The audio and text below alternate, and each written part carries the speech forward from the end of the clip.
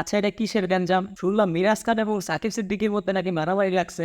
হ্যাঁ এই মারামারির কারণ ছিল নাকি টিকটক নায়িকা আরোহী বিন। হ্যাঁ আবার তারা দুজন নাকি মিলেও গেছে। হ্যাঁ তাহলে কেন করলি ভাই তোরা এগুলা?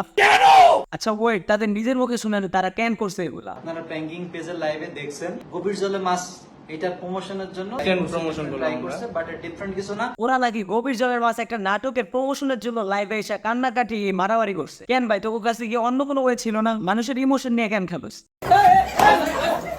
আসলে টিকটক থেকে উঠে এসে এক একজন সিনিয়র আর্টিস্ট হয়ে গেছে। আমার মনে হয় যে আপনারা সবাই আগে থেকে বুঝতে পারছেন। তো প্রতিবন্ধীরা ইউনিক ওয়েতে কিছু বের করবে, এটাই তো স্বাভাবিক।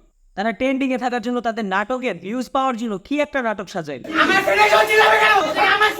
এক কথা আমাদের চোখে ধুলা দিয়ে তারা টাকা হয়ে গেল। বৃহস্পতিবারে আমাদের গৌজলের মাঝের প্রথম এপিসোড আসতেছে। কোনো কিছু সিরিয়াস ছিল না, সবকিছু একটা ফান ছিল। আমি বুঝলাম না তাদের নাটকের প্রমোশনের জন্য কেন এই ওয়েতে যাইতে হইব। আর ওরা যে নাটক প্রমোশনের জন্য এই মারামারি নাটক সিনেমা তৈরি করলো, সেই নাটকের ভিউ দিয়া দেশ উল্টায় ফেললো। কিন্তু তারা টিকটক থেকে ওইটা আসলো অ্যাক্টিং জিনিসটা আয়ত্ত করে ফেলছে।